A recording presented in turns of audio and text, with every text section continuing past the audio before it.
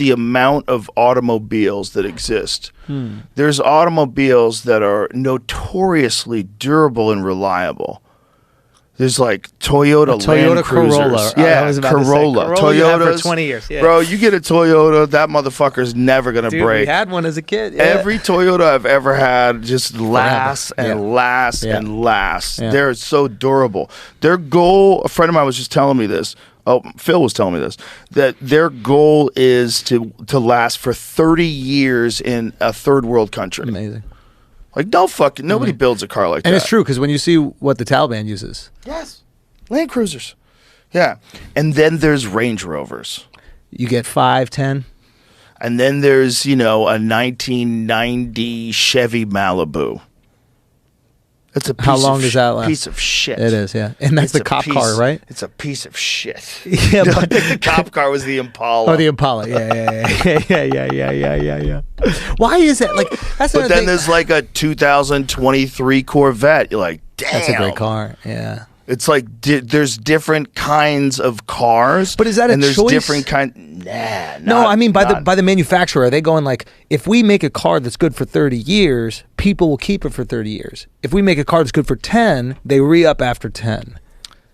It's a good question. Like, why did they do it the way they did it? Right? Because sensibly, like a car from I have a car that I love that's from 2007. It's almost 20 years old.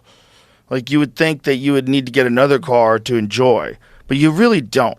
Like, are you a fucking race car driver? What are you doing? Like, why are you driving to go so fast? Are you just enjoying what a car feels like to drive? That's what you should be doing. Yeah. So it's like, why does everybody need to get new ones all the time? Well, we're kind of programmed to think that if you're successful, that's what you do. If you're successful, you don't roll around a 2008 Mercedes. What is that piece of shit? Yeah, but what now, are those stupid fucking headlights and actual key to start the engine? Actual key. Yeah, God forbid. What the fuck are you doing? You're turning the key to start the engine? What are you, a peasant? Right? It's like, what is it? Give it a second. Let it warm up. Yeah. Fucking stupid asshole. Press the button. Get a real car. If you're doing well, you get a real car. And if it's a you trap like the car, though, that's the thing. Like, Yeah. there are people that don't care about cars. Right. And getting a car to impress other people when you don't care about cars is such a waste of money. Right. But if you love the cars, Yeah. then spend your money, have some fun. Yeah. There's a reason why like a Range Rover costs $190,000 or whatever it is. How much do those cost? Yeah, around there, depending what it is. When you drive them, they're awesome. Yeah. I rented one in Salt Lake City. I'm like, Yeah. It's like a giant tank of opulence. Yeah. Like, yeah, it is beautiful. You feel like the world's okay. Yeah. The world's okay. Yeah. Like every bump is kind of smooth. The sound system's amazing. Yeah. Bluetooth synced up like that. Good. Yeah. Listening to my tunes. Yeah. Just driving around Park City. But will break down. Perhaps. It perhaps won't be as robust as the Land Cruiser. Or as resilient as a Toyota. Yeah. But you're not paying for resilience. That's the thing. Is like, if you're getting a Range Rover, stop acting like this is your 30-year car. Like, you're choosing to buy a $200,000 SUV because you're not going to be driving along the fucking pyramids in it. Right? Like, like, let's be honest about what's going on here. You're in stop-and-go traffic. Like, it's going to break down. You're in Beverly Hills. What do you expect is going on here? Tim Dillon has one of those things. He got the Range. Yeah. He got a few nice cars. Tim Dillon lives like a baller. He really and I does. talk about it. I talk to him. What do you say? I encourage him to spend his money. Spend that money. Spend that money, bro. He earns it. I Good try for to him. tell all of them, I'm like, let's go. Yeah. Let's fucking go. Wait, why? Okay, that's interesting. Why do you tell them to spend? Because I don't like that, like, save it all up famine mindset. Did you have that ever?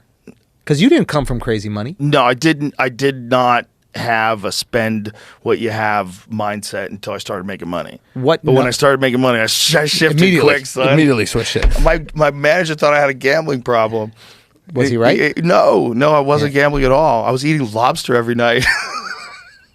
Your business manager called you and said there's an issue? What are you doing? What are you doing with all your money? I'm like, I'm living like a king, bitch. Wait, when did you decide? I've been poor since I was a little kid. So you could handle being poor. Poor's not scary to you. Oh, I'm not scared of. I wasn't scared of being poor. That's the most But I was like, liberating I'm shit. eating lobster, son. Yeah, I'm scared of not living life. That's the fear I think a lot of people don't get. Where it's just like, you've been poor, you're cool with being poor. Yeah. You're not afraid of that because you knew how to thrive within that. You knew how to manage that. You're afraid of having all this and not enjoying it in this one life you have. Well, I think for sure when I first started getting money, I didn't think it was going to last. Like that, nothing had ever lasted before. Like, why would I think that this was gonna like? Oh, there was no stability in it. It's like, why would I think that this was gonna like keep happening? I was gonna get on television. Like, who the fuck gets on TV? You know. So I was like, I'm spending this fucking money. Like, I'm gonna have some fun. We're just eating lobsters. I bought a Volkswagen. I got like a 1990 that car that I showed you last night, a Volkswagen Dorado that I would bump Cool G Rap in. You showed me Cool G Rap. You didn't show me the car. Yeah, it was Derek then. I was telling him like I'm such a Cool G Rap fan because when I was driving the gigs in the 1990s, it was like really the best sound system I ever had in a car. I had like a nice sound system. It was like a Blaupunkt. Yeah. It was kind of had a handle. You pull it out when you leave the car so no one steals it. Remember that one? The radio. Yes. Yeah, of course. The radio comes out like a fucking laptop. I was explaining this to my guys, my young guys who don't understand that the radio used to come out of the car. And their reaction was this. They would go, hold on.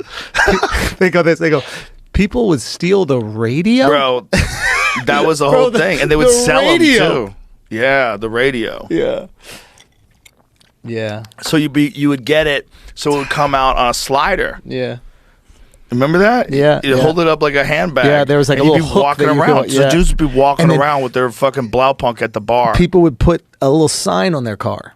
Yeah, please don't break in my window. Radio's not Radio in the not car. in car. Yeah. Isn't that wild? People are stealing radios. I mean, that all went away. Yeah. Once it Yeah. became like an integrated computer system with Apple CarPlay and Android Play and all that. And once just having iPod got cheap, like just having music on you, it was on your phone. Yeah. People don't give Steve Jobs enough credit for that. Like he really stopped a lot of like car theft, like breaking into cars. Probably. Yeah. When